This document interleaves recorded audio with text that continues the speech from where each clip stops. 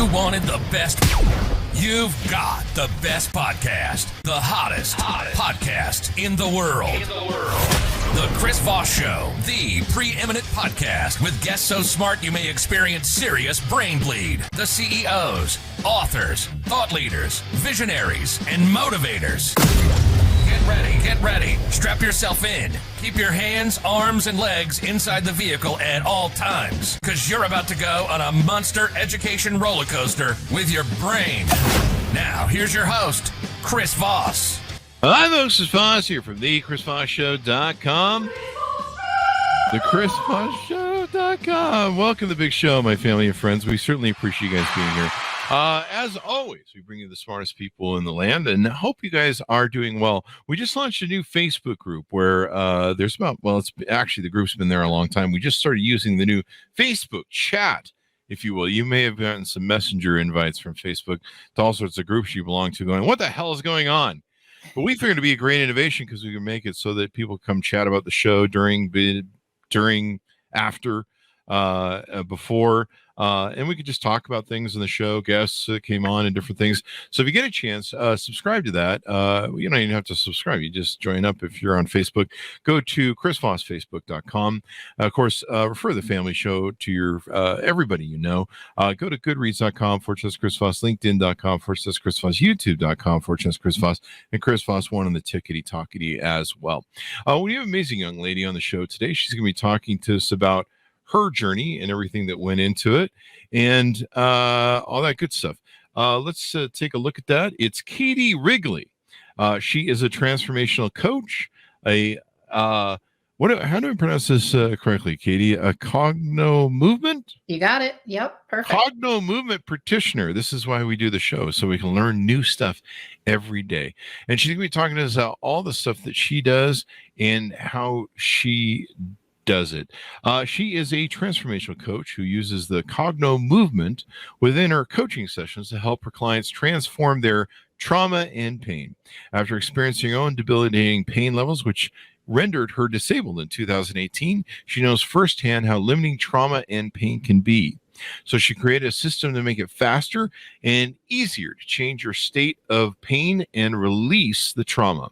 Using principles taught to her by her wellness coach, coupled with the Cognomovement and extensive research around how pain is created in the body, she's now developed a unique method that allows fast relief from symptoms of chronic conditions by tapping into the nervous system through the physical body. Welcome to the show, Katie. How are you?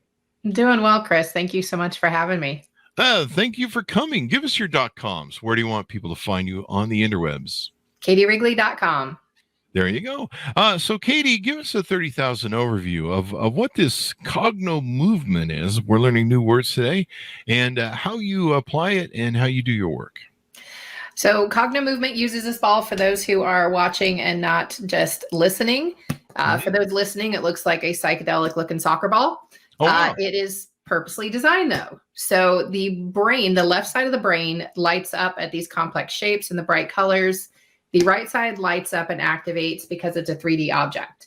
Mm-hmm. So through a bunch of body movements and eye movements, we start to shift energy low to high, and we go deep into the neurology. And as we're doing that, because of the way we're moving and a bunch of the different principles that are within Cognomovement, there's a lot of NLP, EFT, there's EMDR. I've heard it called EMDR and crack for people who have done both. It uses those principles plus its own modality and its own uniqueness on top of that. And we actually activate all three learning centers in the body: auditory, visual, and kinesthetic. So what this means is, as we're creating a new neural pathway, which happens anytime we're learning something new, the body can automatically reorganize itself under that new neural pathway much faster and easier, and pretty much just goes. It's incredible what can happen just in one session. That is pretty freaking awesome. And so people can, we talk a lot about trauma on this show, childhood trauma. There seems to be a lot of it. There's, different things like, PTSD and all sorts of other things that can happen to people that can traumatize them. And so by using that you can help people maybe overcome it better, faster, etc. Yep, absolutely. So I was introduced to Cognomovement when I was awaiting neurosurgery on my back. I never actually had to have that surgery. Oh, wow. And I was actually told I was going to need 3 surgeries total. I haven't had any of them. Oh, wow. And I'm able to sleep again. I'm able to have a normal functioning life. My relationships look better. So I'm proof of how well this works. And I have several clients who are proof as well. And then the creators, of course, Bill McKenna and Liz Larson, the things that they're doing at their level are just, it's nothing short of miracles. It's absolutely blows my mind on a daily basis, Chris. Like, what can happen from a psychedelic looking soccer ball when utilized properly? It almost reminds me of what was that ball from the the Tom Hanks movie? Wilson. The Wilson. It's like a Wilson ball. There you go. So what got you into this realm? Tell us a little about your journey and what got you into coaching for this. So I was in corporate for 24 some odd years, and somewhere in there, I got introduced to this incredible little boy who had a brain tumor. I was a skydiver at the time. Long story short, our drop zone became the first drop zone to legally, keyword, get the kid into the air without the Make-A-Wish Foundation. And that process made me realize, and I was in cybersecurity when I was in corporate. Great, I can clean out someone's inbox, but I wasn't touching people deeply enough. And I don't mean that in a perverted way, but I wasn't touching people deeply enough to feel like that was a fulfilling enough job for me. So I started to look into coaching, and then through my own life experience, wound up specializing in pain and trauma as I got in my own mess that I had created in my own life, series of really bad decisions that culminated over years. And actually it all stemmed from an early childhood trauma and my denial of that trauma for 40 years. So I had a hell of a mess to clean up by the time I started facing it. So I learned a lot fast. And now I can turn around and I can help other people who have gotten themselves into similar situations to be able to get out a lot faster as well. That's definitely key. So when trauma releases, does it take a lot of sessions? Is it something where do people need to use the ball, buy the ball, and utilize it? It depends. So we can shift a lot in one session. If you have a long-standing trauma, and I work with first responders, I work with veterans, there's going to be layers when you're talking about people who are in chronic stress, chronic traumatic situations. Like the stats that first responders go through are just off the hook. It's like 500 to 1,000 traumatic events just in their career. That doesn't count what happens in their personal life. So when you get into a situation like that, we're not going to wipe that out in one session. So we tend to take it at whatever pace that person wants to go, depending on what their nervous system can handle. And I work from there, but it is usually more than one session. I do teach people how to do this on their own. I have a YouTube channel so they can do mini sessions when I can't have a session with them. So I don't want people to think they need me forever. They only need me for a temporary amount of time. And then they can do this on their own to continue to maintain their wellness and their health going forth without my interference.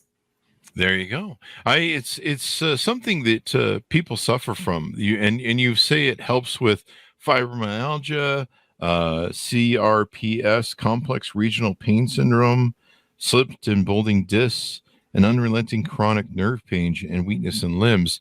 So are all these different things? I never heard of complex regional pain syndrome, CRPS. Tell us about that, and I guess how trauma turns into pain in the body and translates into pain in the body. That's a good question. So I want to be clear with my wording. It's symptoms of fibromyalgia, symptoms of CRPS. Okay. There's very specific guidelines on how to mention that from my own perspective on there. So complex regional pain syndrome, I was diagnosed with that myself after a knee replacement. And what it basically means is that one limb or your whole body, depending on how severe it is, has become hyperreactive to pain. It changes colors. It gets to a point where it can't even really handle touch. Like there was one point where if someone had grabbed me too hard, like I would be bruised, and they hadn't actually impacted me all that much in there. The body is always talking and it's always giving us messages. So one of the biggest mindset shifts that we can do is to start to look at pain, not as punishment, not as the end game, not as something you have to put up with, but as messages from your body. So all of those events that we experience, only 10% of the brain is actually conscious. The other 90% is below the surface.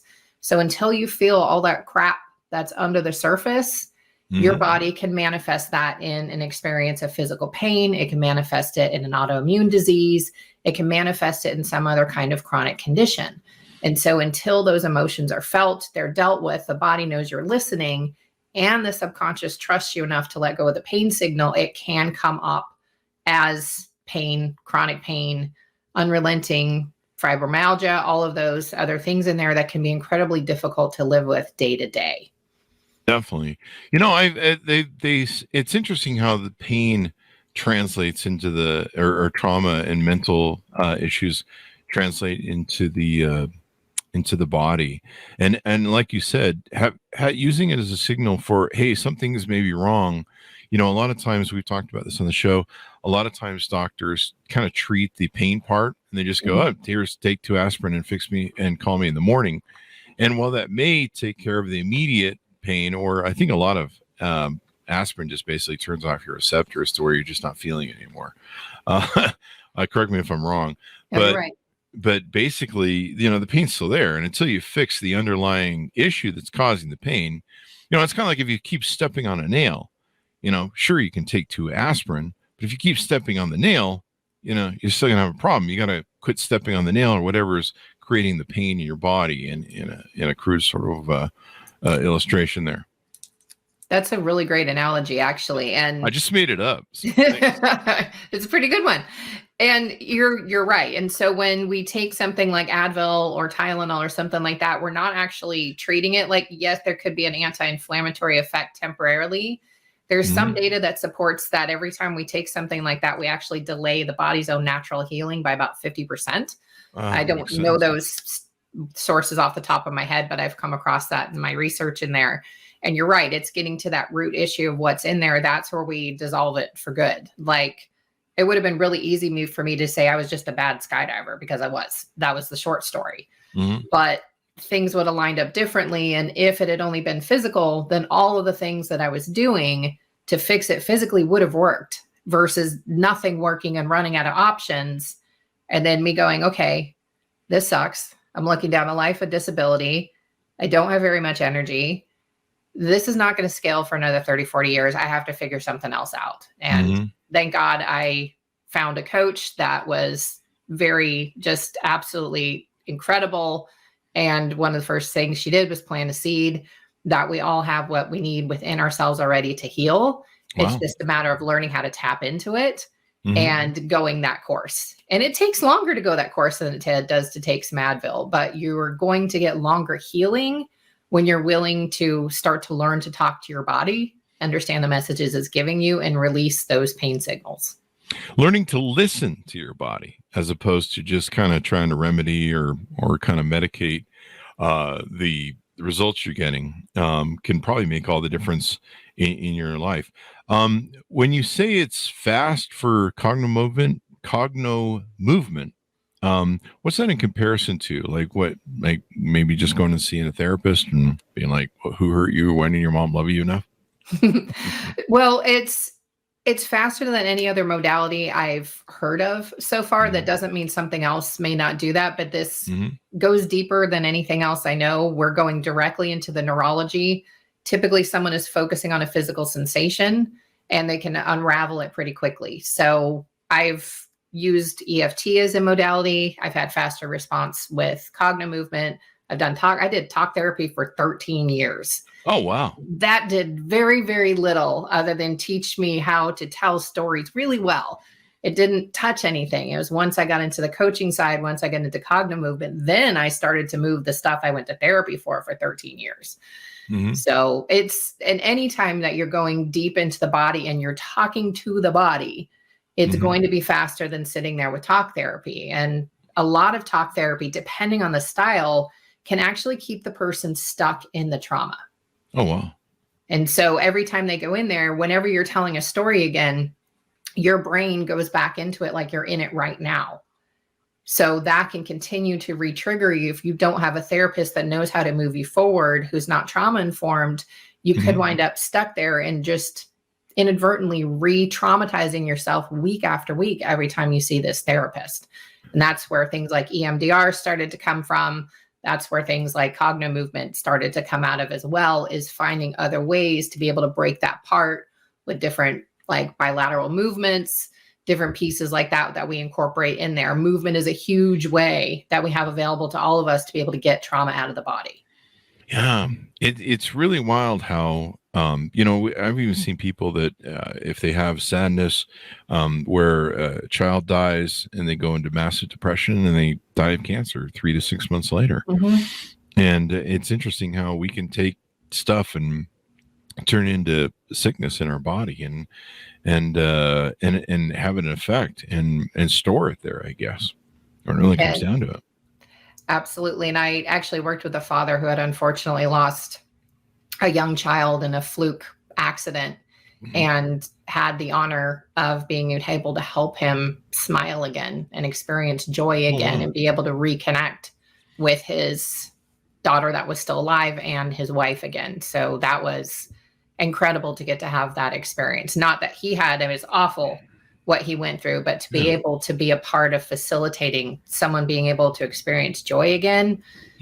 I think that's one of the clients that I'm the most proud of being a part of, because it made such a huge impact in his life. And it was, like I said, such an honor to be able to be that person to help him move forward from that horrible, horrible accident. There you go. It's you see so many people that have some of these ailments, and it's interesting to know that there's pain stored in the body, complex regional pain syndrome. So I guess people just kind of store this wherever I don't know, it remedies itself, or it finds itself, I guess.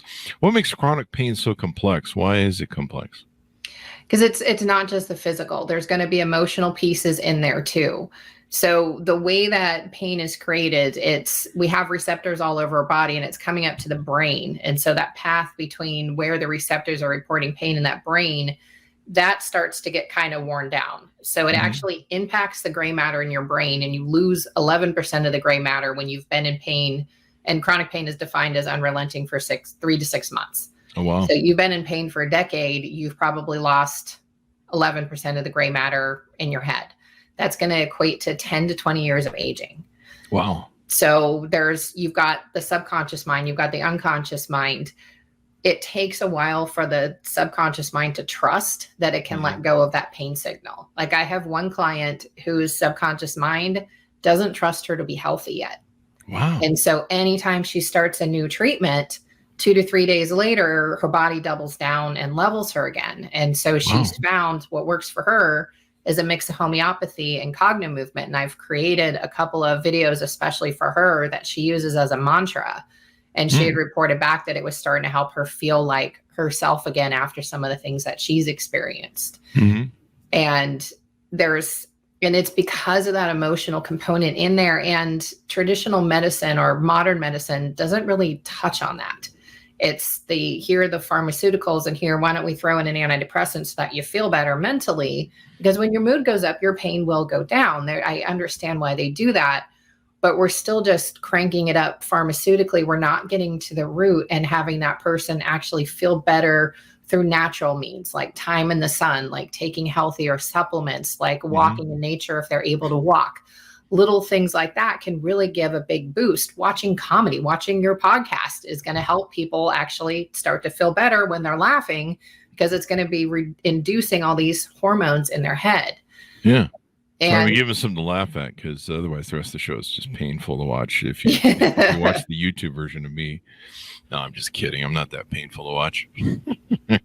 I agree. I love your show. Oh, thank you. Thank you. Flattery will get you everywhere. So this is really interesting. We've talked a lot about trauma over the years, PTSD, people storing their issues. Have you found that using the ball in this cognitive movement sort of way, that you can like people, some people have kind of hidden trauma, like maybe they've blocked out stuff from childhood and stuff like that. In fact, we had someone on who was talking about trauma recently, and they said one of the reasons people bury their trauma or hide it or kind of mask it from their memory is their body can't deal with it at that time and place. And then when they reach an age to where they can deal with it again, or they're kind of adult enough and their body, their memory, or their brain, or whoever's in charge there says, hey, I think you can handle this now. Why don't you try this on for size? And it brings back those kind of repressed memories. Do you find that maybe this sort of modality helps with that? It helps to find things for sure. So I actually finally faced my trauma in a psychedelic ceremony like a year and a half or so before I was introduced to Cognomovement.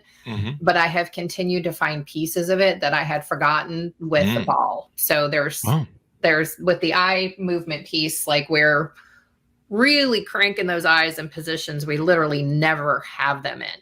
And that's accessing place cells in the brain that are storing all these memories that are connected to these sensations in your body.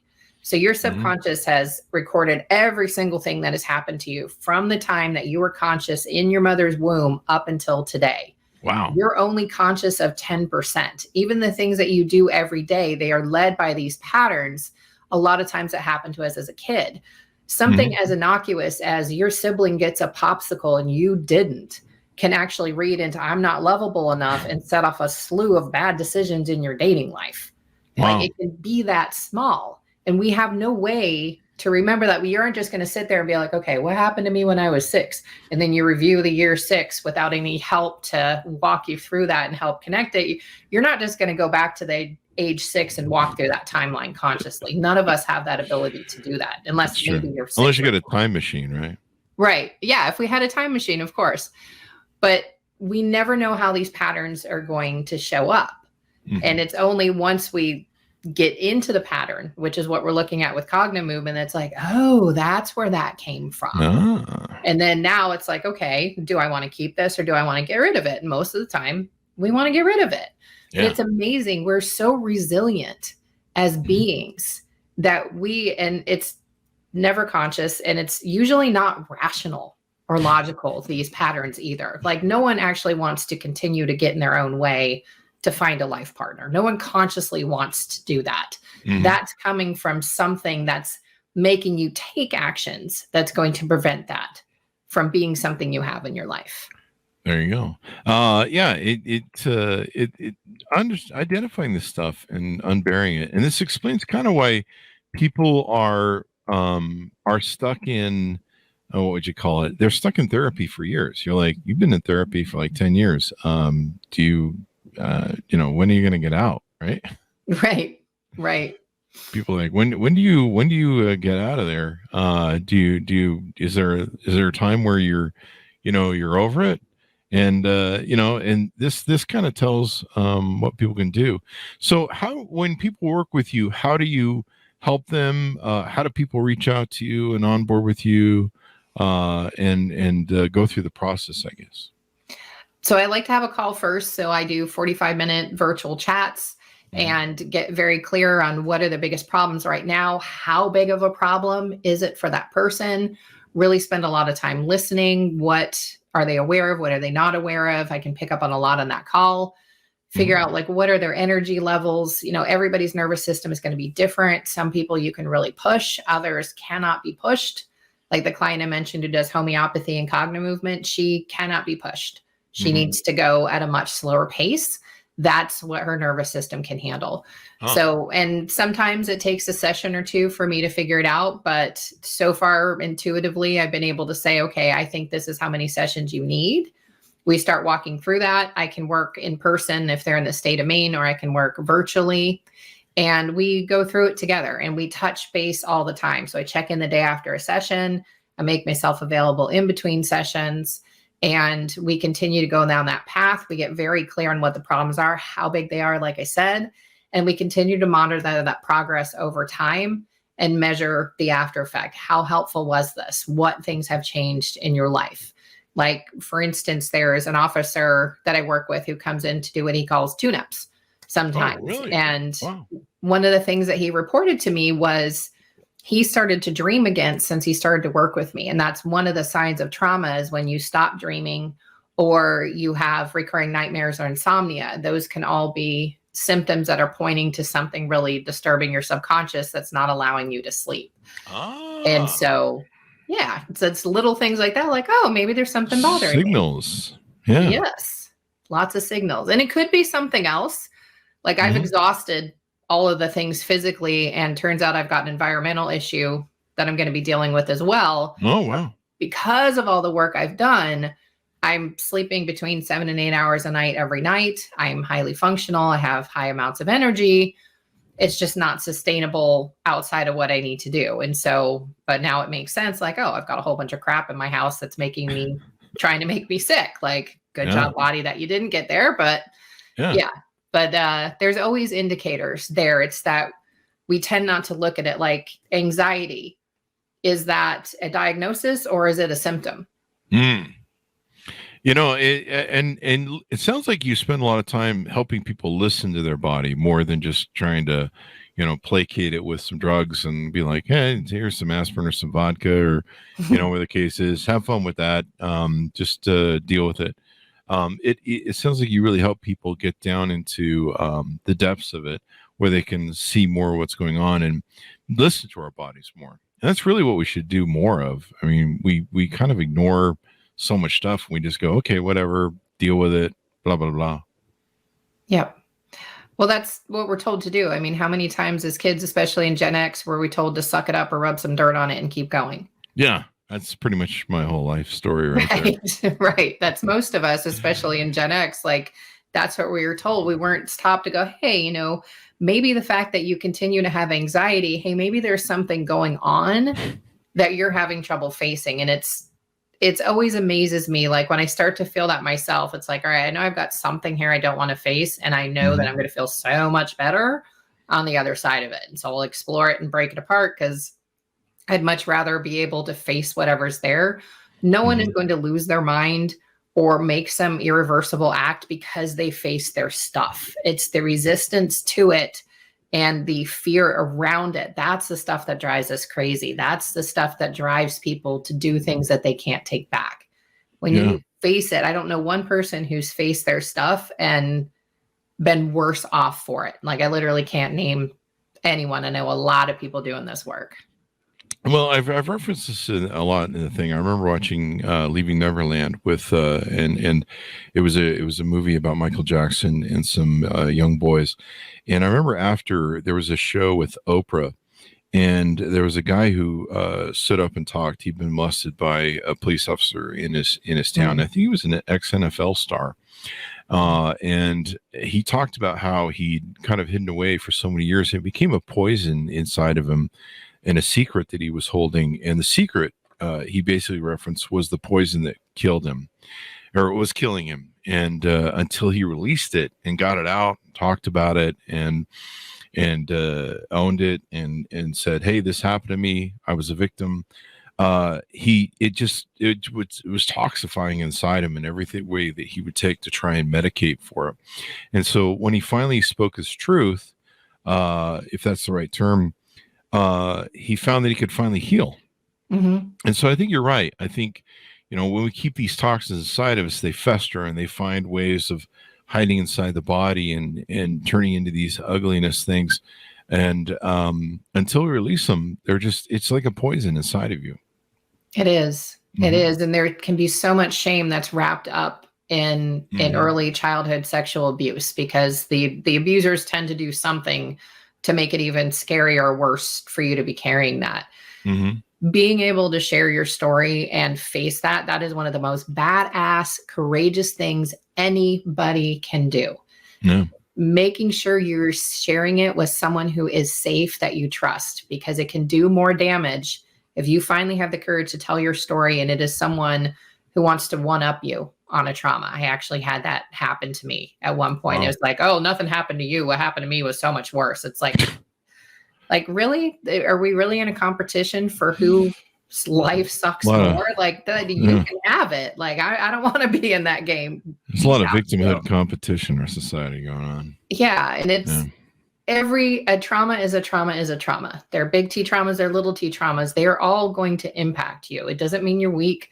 It doesn't mean you're strong. It doesn't mean that because it wasn't as bad as what happened to someone else, that it wasn't still bad for you.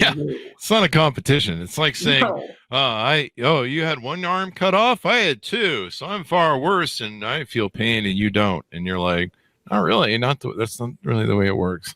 No, it's not. Like, of all the places to compete, the trauma Yeah, it's arena like, is not.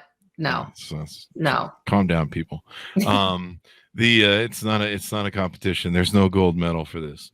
In fact, if anything, the gold medal is when everybody can heal and get better and all that good stuff.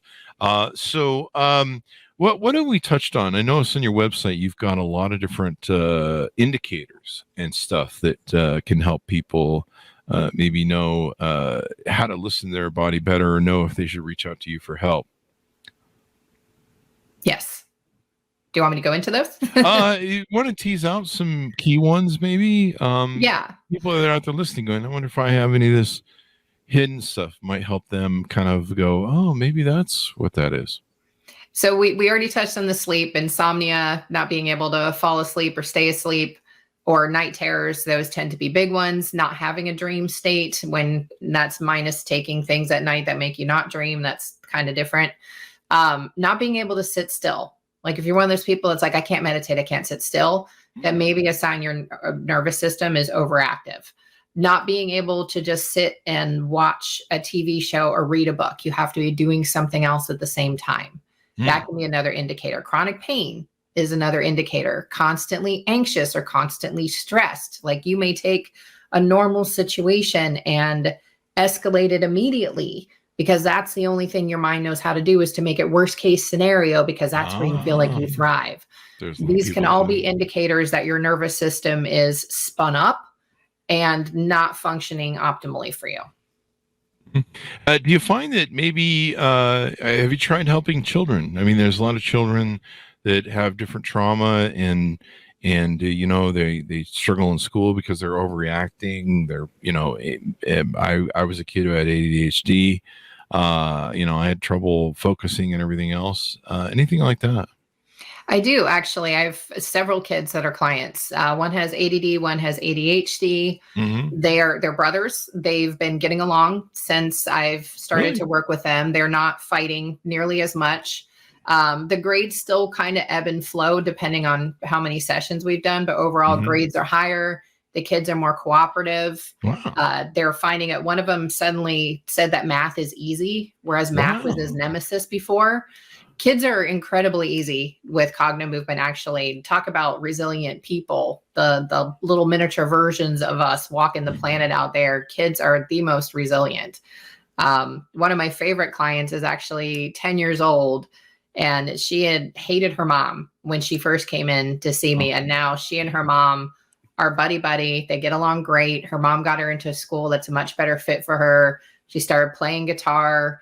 She wants to have pets that have fur again, because my dog Tangy comes in with me to sessions, and now she's a German Shepherd. And it's another kid I worked with, and this is an example of how fast it can get cleared out. Unfortunately, his father committed suicide. Oh, no. And his mom reported that in 2 sessions, he's back to being a normal kid again. Oh, wow. Well, that's just, that's awesome, man. Because the one thing about childhood trauma is you can carry it through a lifetime, and you can see, as you go through your whole life, you can see how it's impacted your relationships, your experiences. It can impact your whole life. And sometimes I guess it can end it if you're not careful. Or, I imagine there's a lot of people maybe that are in prison or in other places where the childhood trauma of what they've gone through is something that's really hurt them.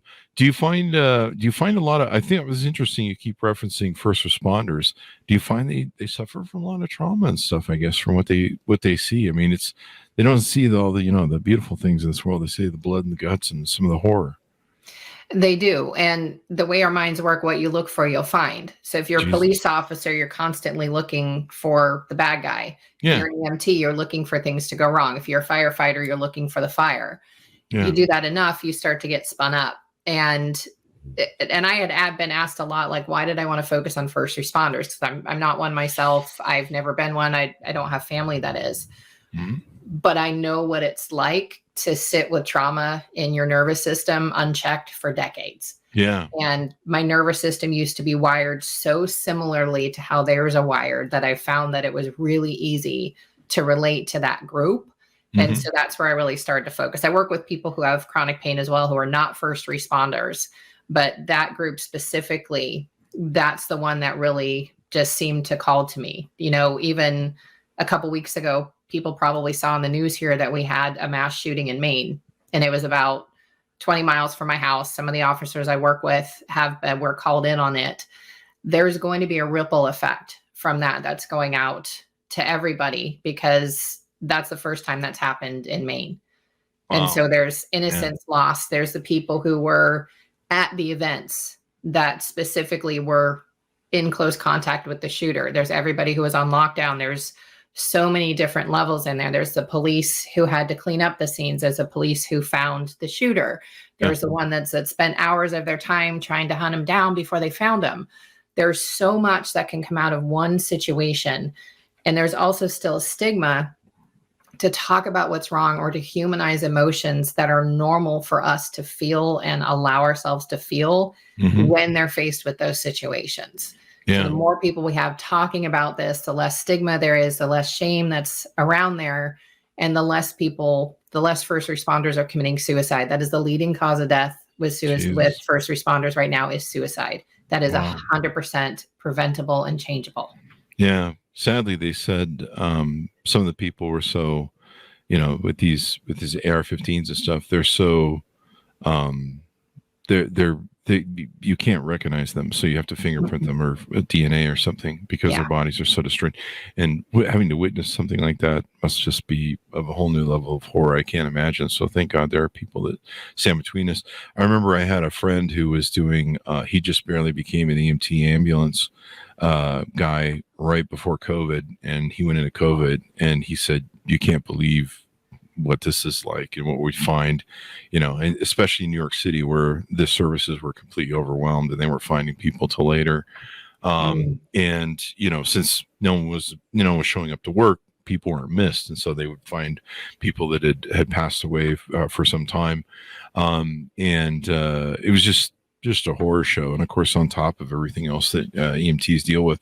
So I'd imagine there's a lot of stuff that's interesting. I've never really thought about that. We've talked a lot, we've had different military people on the show, talked about what they went through with PTSD in the military and stuff, but never really thought about EMTs. So that's really unique.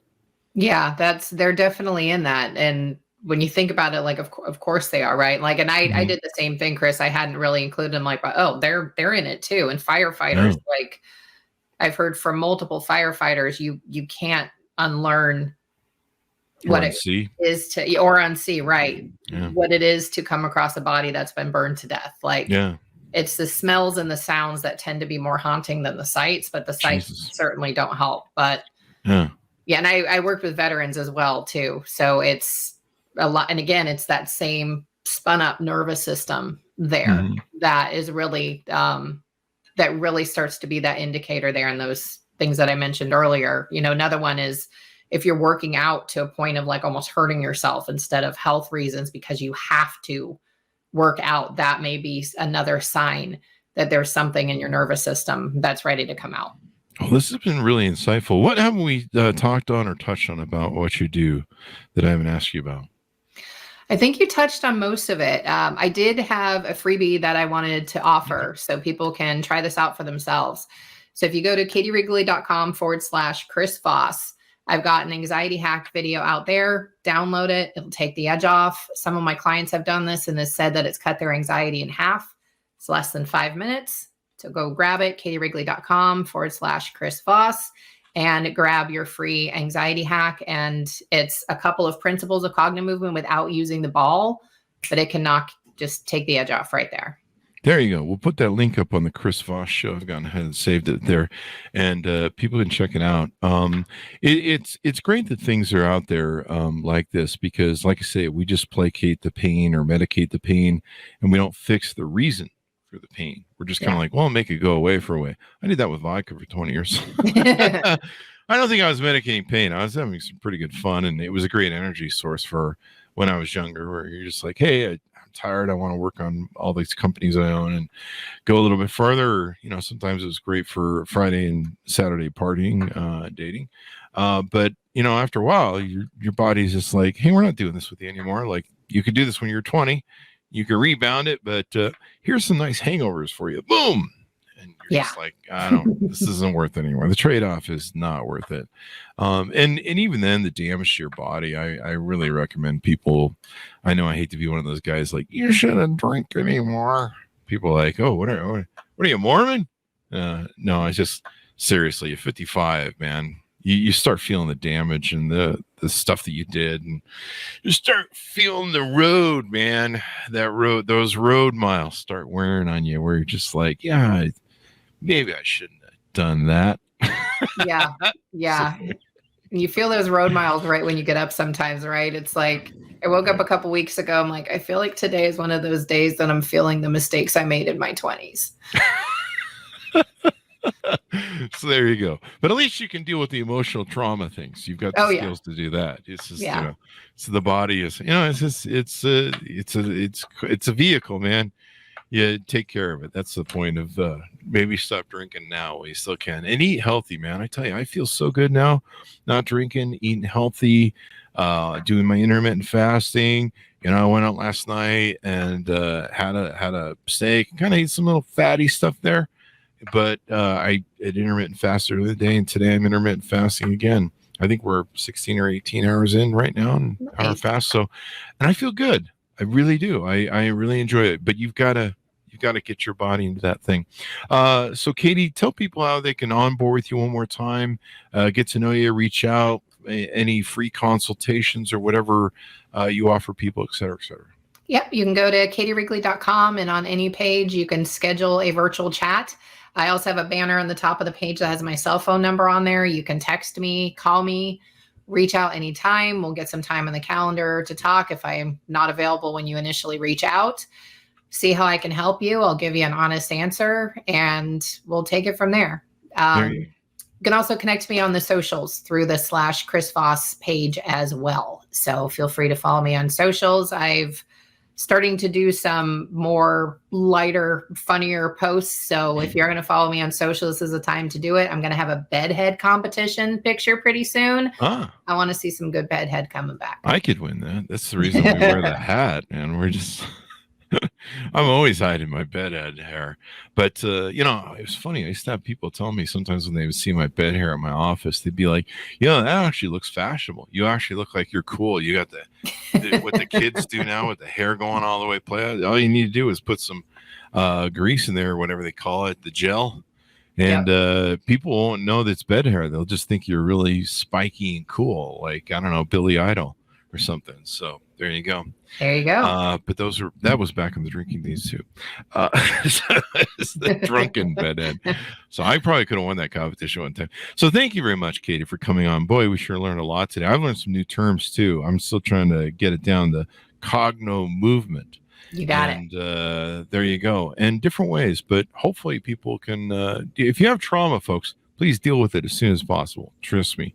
Don't want to wait 50 years for it, because, look at me. I'm a poster child for it. Thanks, Katie, for coming on the show. We really appreciate it. Thank you so much, Chris, for having me. It's been awesome. There you go. Thanks, Monis, for tuning in. We couldn't do it without you either. Go to goodreads.com/Chris Voss, LinkedIn.com/Chris Voss, YouTube.com/Chris Voss, the Chris Voss LinkedIn newsletter, the Chris Voss 130,000 group. Subscribe to that over there as well. And go to our new thing we've got, so you can have a chat with me on Facebook at, ChrisVossFacebook.com. Thanks for tuning in. Be good to each other. Stay safe, and we'll see you guys next time.